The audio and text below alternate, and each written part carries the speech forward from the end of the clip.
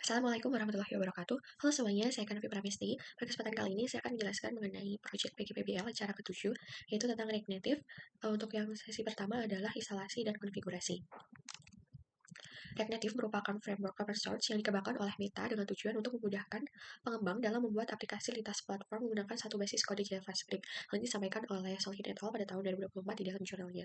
Lalu keunggulan utama yang terletak pada efisiensi waktu pengembangan, lalu kemampuan untuk berbagi sebagian besar antara Android dan juga iOS, serta performa yang mendekati aplikasi native. Hal ini disampaikan oleh Karim dan Adriansyah pada tahun 2023.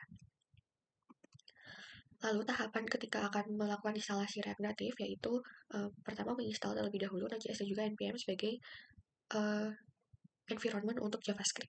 Lalu yang kedua adalah memasang Android Studio yang berfungsi untuk menyediakan Android SDK dan juga emulator. Selain itu, pastikan dalam proses debugging atau running, internetnya itu stabil.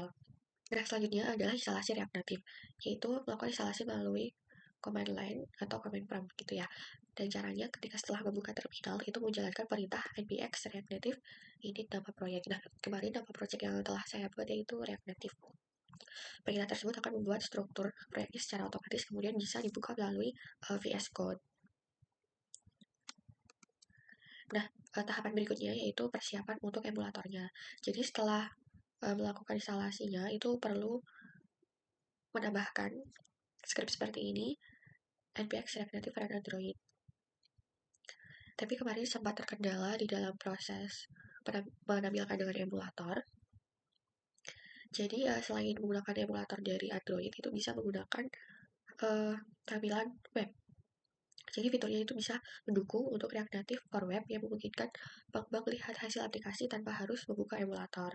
Jadi setelah instalasi dan konfigurasi itu selesai, itu menekan tombol W yang ada di keyboard. Jadi nanti terminal akan otomatis menjalankan debugging dan membuka tampilan jendela browser. Jadi tanpa perlu adanya emulator dari Android Studio, tapi bisa langsung di running menggunakan web gitu. Tapi selain dari web itu juga bisa menggunakan scan QR dari yang ada di VS Code itu ada QR itu di scan nanti bisa tertampil di HP masing-masing. Gitu. Lalu ini adalah modul tambah dan juga konfigurasi. Nah, modul tambahan itu digunakan untuk mendukung fungsi tertentu di dalam suatu aplikasi Android ataupun aplikasi yang bisa dijalankan juga di iOS. Itu disampaikan oleh Wibawa dan Nopal pada tahun 2022.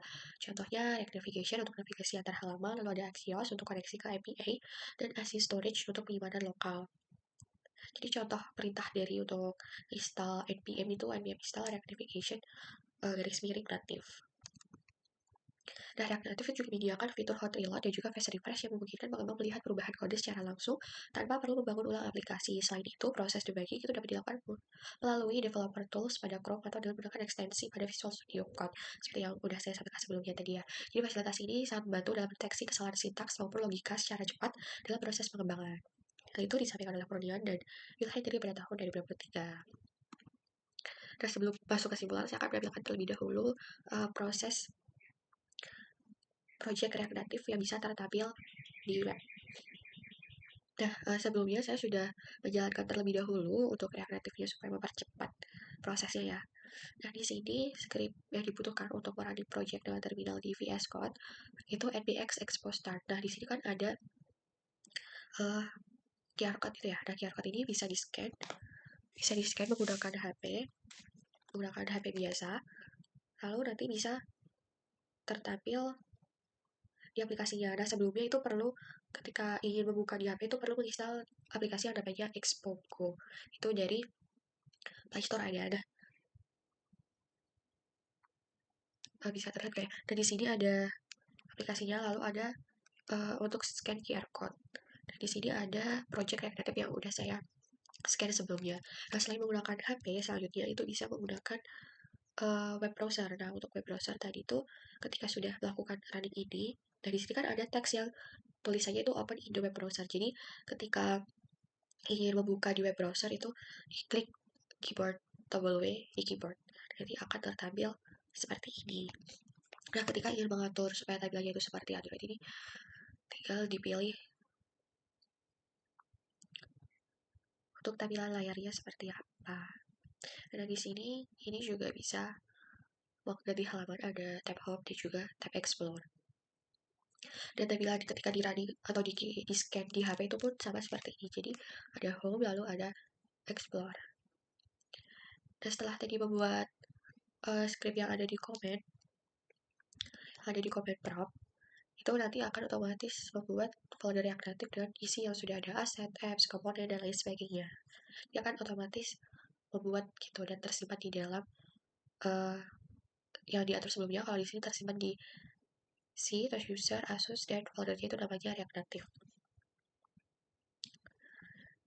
Jadi kesimpulannya adalah melakukan instalasi dan juga konfigurasi React Native itu merupakan tahapan awal sebelum nanti membuat pengembangan lebih lanjut terkait aplikasi cross-platform.